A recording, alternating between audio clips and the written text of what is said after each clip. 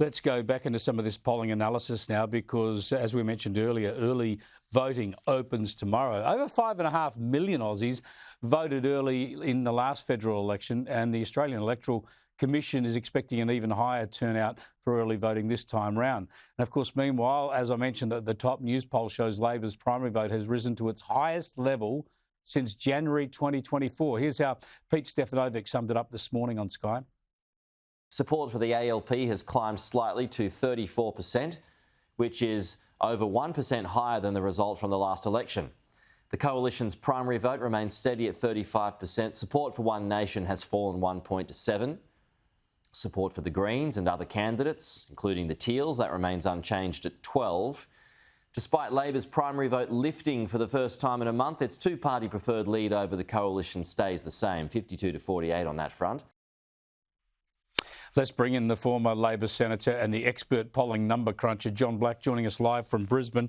Thanks for joining us, John. You must be very happy because it looks prospective for Labor, doesn't it? When you see its primary vote getting up to those levels, you must be starting to think that they could win a majority. Give us your analysis. Well, thanks, Chris. It's good to be back. Only 12 more sleeps to go, and the pain in our head will stop. The polls that are taken out nationally are one thing, but what I've been paying close attention to is all the MRP polls that are being done, which project votes down to individual seats and trying to detect patterns, because we've been doing that for the best part of 50 years now after the event, analysing and profiling elections.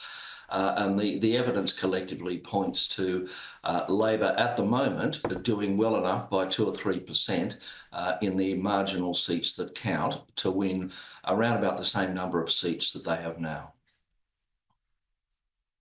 Yeah, so around about the same number means it either has a narrow majority or has a clearly has the most seats and can form a minority government. Tell us about I suppose the challenges for pollsters here, because when you've got low primary votes for the major parties, lots of independent players and minor parties, and it's all about where those preferences go, and that can change presumably from election to election. How accurate are our pollsters at measuring those preference flows, and therefore how much store can we place in the polling at the moment?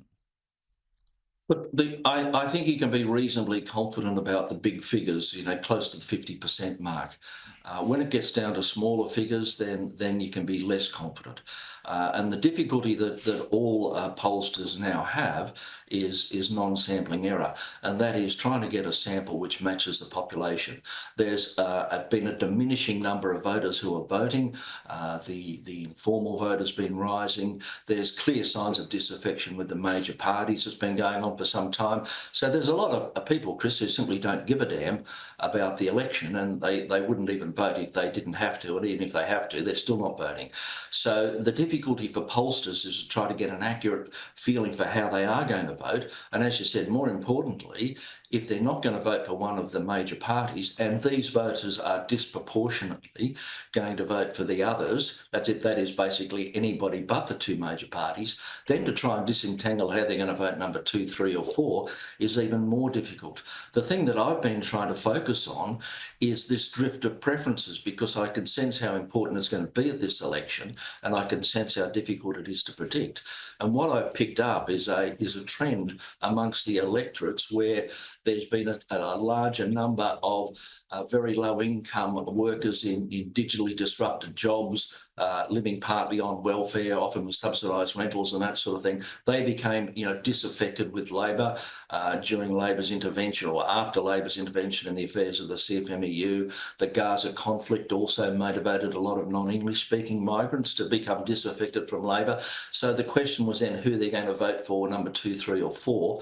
Similarly, the Teals were on the nose, as are the Greens. So those disaffected voters were up for grabs as well, but going to the coalition. And what I'm interested in looking at is how they're drifting back to Labor, which seems to have been happening. So they're the clear target groups for both major parties over the next 10 or 11 days. Fascinating stuff, because I don't think I can remember an election where the public have been less engaged in it, yet voting starts tomorrow, so it's all happening. Things could change, I suppose, in the last 2 weeks. We will see. Great to get your analysis, John. I appreciate it.